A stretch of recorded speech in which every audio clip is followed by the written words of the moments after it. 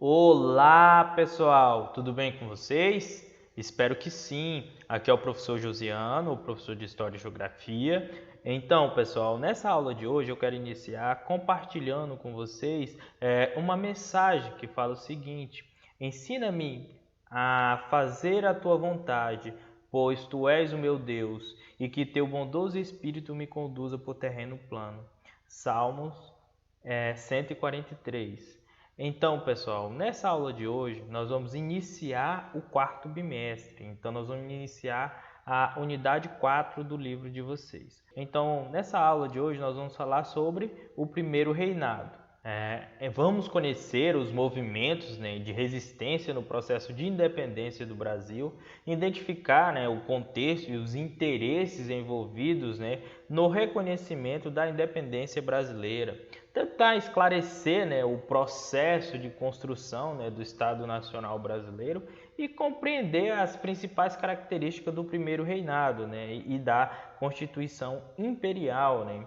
Reconhecer as formas de contestação, né, ao governo de Dom Pedro I, né? Então vamos lá.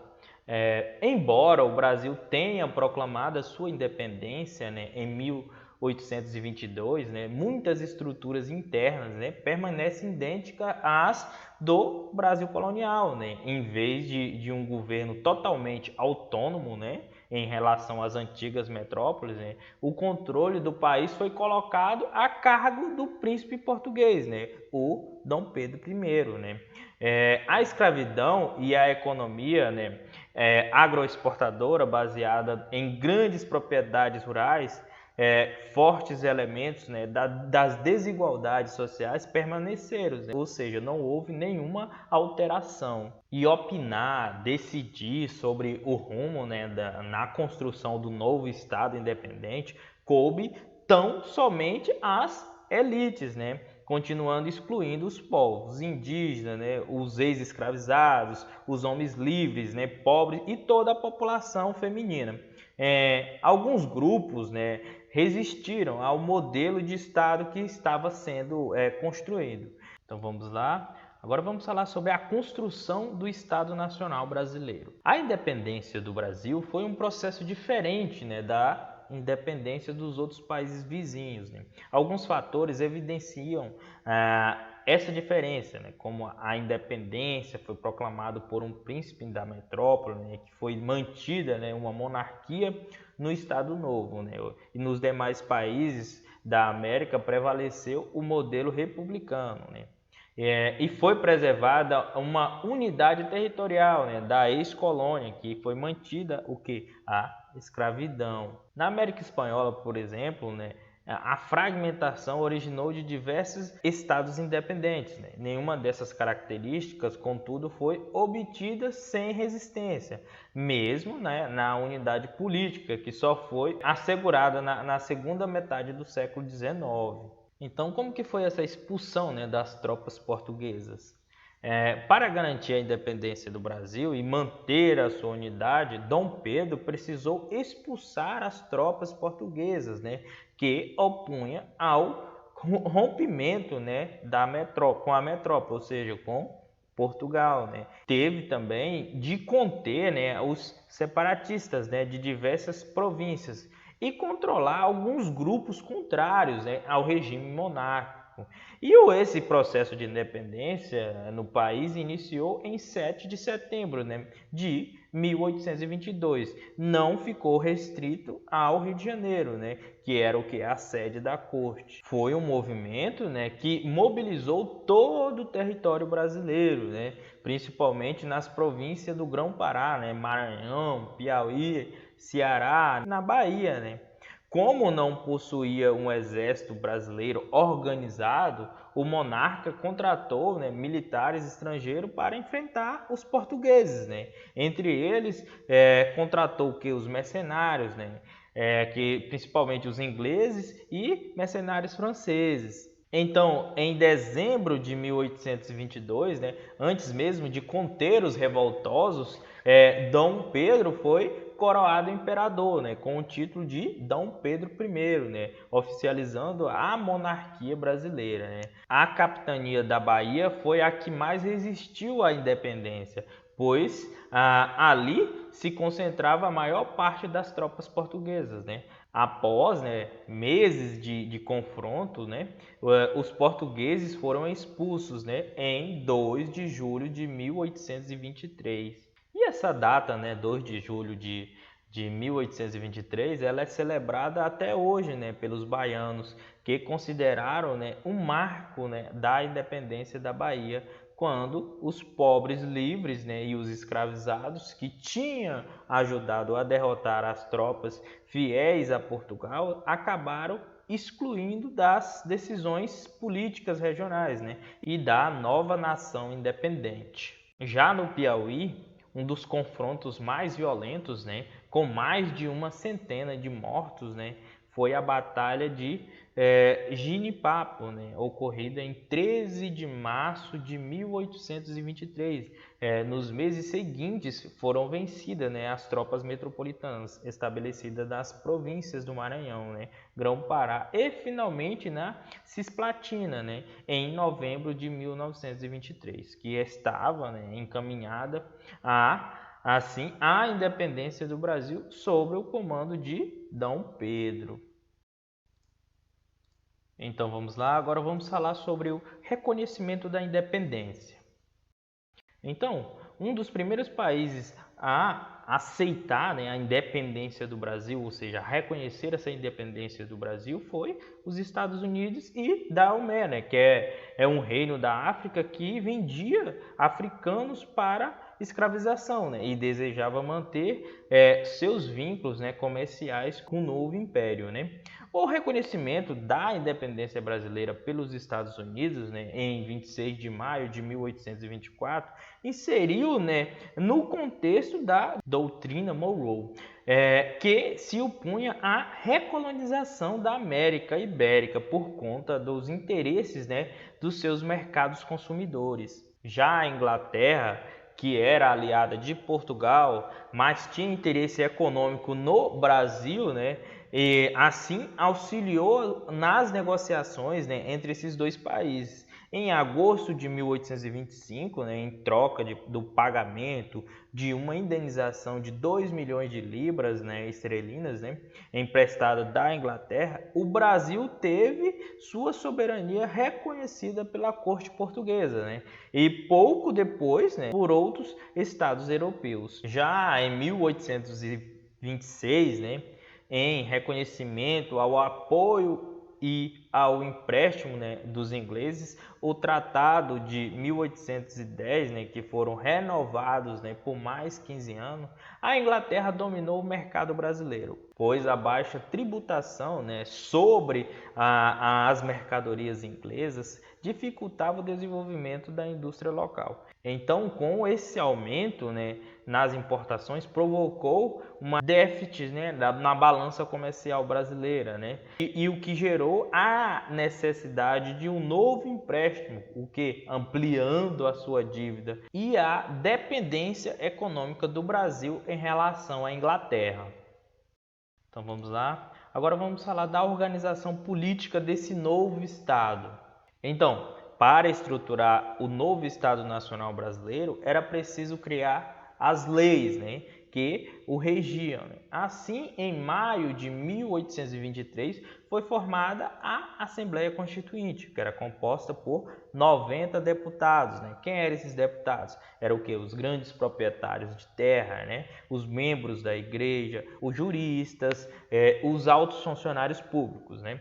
Logo no início, né, dos trabalhos, os deputados, né, como Antônio Carlos, né, de Andrade, irmão de José Bonifácio, apresentou à Assembleia, né, um projeto de Constituição, né, no qual se destacava, né, dois princípios básicos. Quais eram esses dois princípios básicos? O primeiro foi a subordinação do Poder Executivo e das Forças Armadas ao Poder Legislativo, né, de modo a impedir possível excesso do imperador. O segundo foi o quê? A adoção de eleições censitárias, né? Os eleitores e candidatos teriam que comprovar rendas elevadas, avaliadas segundo a quantidade de terra, né, e posse de escravos, para participar desse processo político, que era o que? Era uma medida, né, para garantir o que? A manutenção do poder na mão dos ricos. E para avaliar a riqueza das pessoas que participavam da vida política, né, da nação, a renda de cada eleitor e candidato seria medido de acordo com o total de sua produção anual, né, calculando assim a quantidade de mandioca, né, que era o alimento básico, né, dos escravos. Assim, rendas elevadas indicava, né, posse de grandes propriedades, né, e muitos escravos. Por esse motivo, né, o projeto de Antônio Carlos foi apelidado pela Constituição da Mandioca. E em novembro, né, de 1923, né, Dom Pedro I ordenou o fechamento da Assembleia Constituinte, né. Alguns deputados foram presos, né, ou exilados, incluindo, né, o seu irmão, né, Andrado. Essas medidas, né, afastaram a elite agrária brasileira do imperador. Então se aproximou dos setores lusitanos, né, que ainda desejava restabelecer os antigos vínculos entre Portugal e Brasil. Então vamos lá, agora vamos falar da Constituição Imperial. Após dissolver, né, a Assembleia Constituinte, Dom Pedro ele nomeou um Conselho de Estado, né, formado por 10 membros, né, para ajudar a compor a Carta Constitucional. E em 25 de março de 1824, ele outorgou a primeira Constituição brasileira. Entre outras medidas, né, ele determinava o estabelecimento de uma monarquia hereditária, né, a religião católica como oficial do Brasil e a subordinação da Igreja ao controle do Estado, o estabelecimento de 4 poderes do Estado, né, o executivo, legislativo, judiciário e moderador, né, as eleições censitárias e indiretas, né, além de impedir, né, a participação política da maioria da população. A Carta de 1824, né, Constituição Imperial, centralizava, né, o governo nas mãos do imperador. Por meio do poder moderador, né, tinha o direito de nomear ministros, né, dissolver a Assembleia Legislativa, né, controlar as Forças Armadas, nomear os presidentes das províncias e nomear os juízes. Então vamos lá, agora vamos falar da Confederação do Equador. O autoritarismo de Dom Pedro I provocou revolta em várias províncias, né, e desencadeou um projeto político contrário, né, ao poder tão centralizado. No Nordeste, a insatisfação com a política do imperador se somou às dificuldades econômicas da região, né. A economia açucareira enfrentava fortes concorrências, né, do açúcar de cana cubano, né, e do açúcar de beterraba europeu, enquanto a produção de algodão era ameaçada pela concorrência, né, dos estadunidenses. Em 1824, né, a província de Pernambuco ela se rebelou contra a nomeação de um novo presidente para a província, né, e o movimento se espalhou pelo Nordeste, né. Então, entre os principais líderes, né, destaca o Frei Caneca, né, contrário ao Estado Imperial, constituído, né, pelo Simplício, né, Barata, que havia participado, né, da Conjuração Baiana e da Revolução Pernambucana de 1814. Então, os integrantes batizaram, né, o movimento de Confederação do Equador, devido à proximidade da linha do Equador. Os revoltosos, né, decidiram extinguir, né, o tráfico negreiro e estabelecer um recrutamento geral, né, para enfrentar as tropas monárquicas. Isso aterrorizava tanto os inimigos quanto os aliados, né, da Confederação. Para enfrentar os rebelados, né, o imperador enviou tropas sob o comando de Francisco de Lima, né, e Silva, e contratou, né, os navios ingleses, né. A revolta foi rapidamente derrotada pela violenta repressão, né, por terra e pelo mar. 16 revoltosos foram condenados, né, e executados. entre eles o Frei Caneca, né, que foi fuzilado em 1825. Então vamos lá, agora vamos falar do declínio, né, do primeiro reinado. Então, até 1826, Dom Pedro I governou sem o legislativo, né, atraindo a oposição crescente das elites, né, e das camadas médias.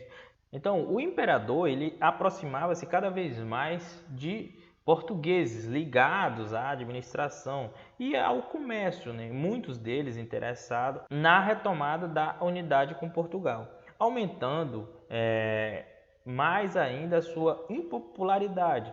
A província cisplatina foi anexada ao Brasil por Dom João em 1821, né, com apoio das elites agrárias locais que temia perder seus privilégios, né?